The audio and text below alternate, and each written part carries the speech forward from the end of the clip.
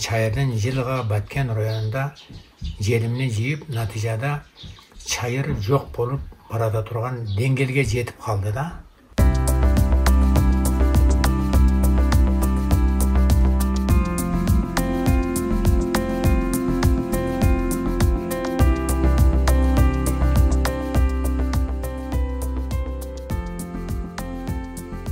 Bizim Batken rayonunda özgöçölüğü çayırın 7 türü hazır var. Anın içinde biz ilgertten ele çayırda su ötkenge, aşkadan organga, nerf organga el paydalanıp kelgen murdale. Ferula, же кыргызча аталышы сасык чайыр, көп жылдык чөп өсүмдүгү. Кыргызстанда 35тен ашуун түрү өсөт. Былтыр Кыргызстандын аймагында жапай өскөн чайырдын ширесин жана урugун жыйноого мамлекет тарабынан тыюу салынган.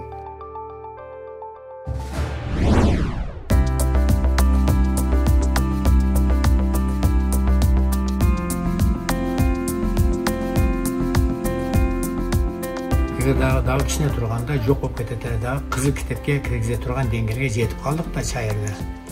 Ayrıca o Samarkandek zonasında, Leylek'te, Akçeçek'te, Anakeruan'a, Bıgılan'a bizim Dara regionunda öte massıvı minge jakın adamlar çıkıp çayırdan urugunu yığırlar da bışkanını da aldı, kamını da aldı.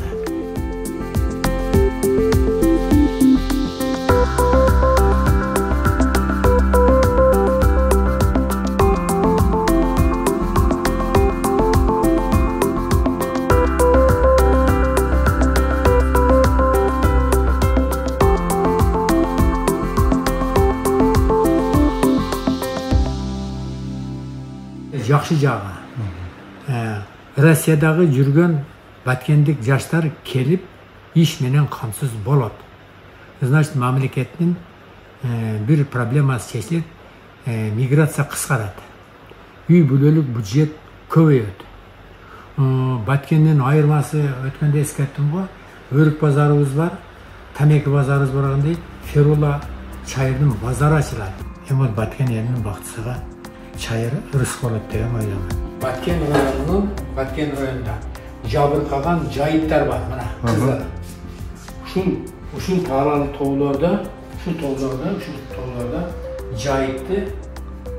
жайыттарды, çayırlарды 5 жылда жоқ қылды.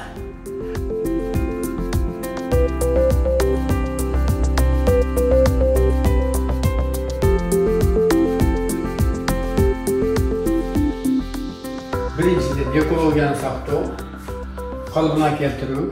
Экинчи, элдин бардык катмарга чайырдын айыл чарбасы өсүмдүк катары колдонууга окутуу жана эгүү.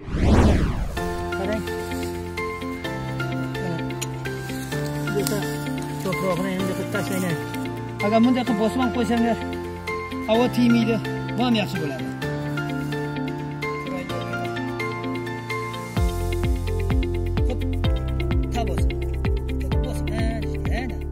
Shunda masjiddan kessak, o'zi qaymoq chiqarar ekan. Oppoq, haqiqiy qaymoqqa o'xshagan qiyom chiqar ekan. Uni pichoqda shunday olib, baklashkalarga to'planar ekan.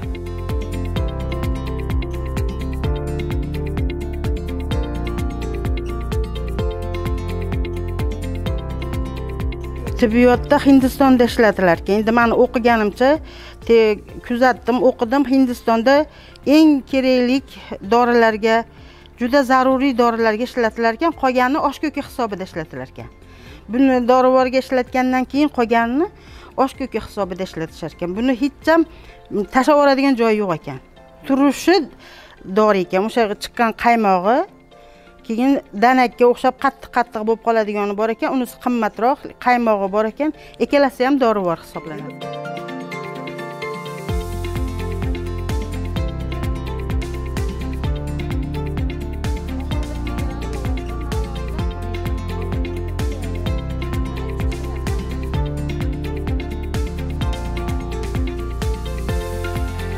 Buni ko'chatini bergan bola aytdi, "Xola o'zim olaman" dedi. O'sha surxondaryolik bola, o'zini Suhrobjon. O'shandan olganman, o'sha через jo'natgan mashinalarda.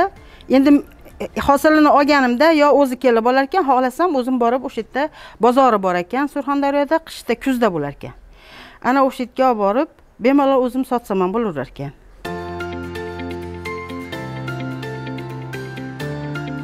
Hech qanday bu ish mehnat talab qilmaydi. Endi bekorchi yerlarga eksa bo'ladi. Bizda shunday Tbilisining atrofida bo'sh qolgan joylar bor edi. Mana bunday joylar, mana buni xohlasangiz boshqa narsa ham ekib tursangiz ham bo'laveradi. Bunga zarar qilmaydigan qilib, bu yerni pastida-da, yarim metr tepada. Juda foydali, xudo xolasa foydasini ham ko'rganimizda ko'rasizlar, ko'rsatamiz.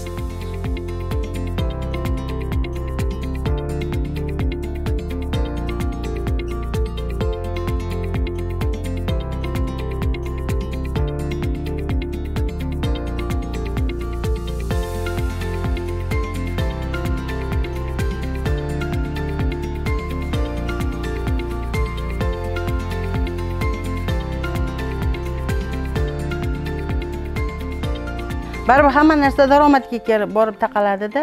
Kim xohlasa, mana chet chashqalarda, mana Qirg'iziston qo'shnimiz xohlasa, yaqinmiz, mana kelishib, kerak bo'lsa, maslahatlar berishi mumkin. Qanday ekadi, ko'chat kerak desa, ko'chat olib keltirib berishi mumkin. Urug'i desa, urug'i. Ana shu odamlar bilan meni aloqam bor. Ular menga doim tavsiya qilib turishadi, bunday qiling, bunday bo'ladi deb. Kim xohlasa, bemalol kelaversin, maslahat beraman, ekishni o'rgatamiz. Qanday parvarish, qatga ekish kerak, qanday ekish kerak, qachon sug'orish kerak, qachon hosil olish kerak.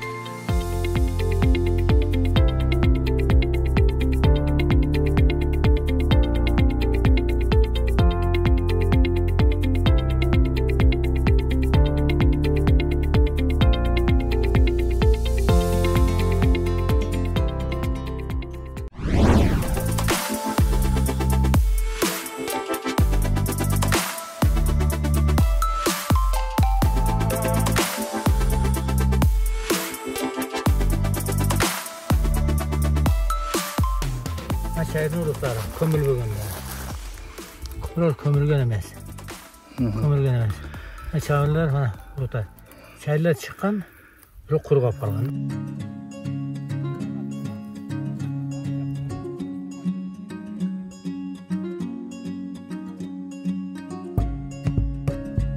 Çayırdan ayırması plus 4-5 gradusda önötükendagi may ayının ahırında iyun ayıga halbay yok kurgap kaladi ekan. Hozir ham o'sha yerda yig'ib, mana bu yerda 2 gektar yerga chachib qo'ygan.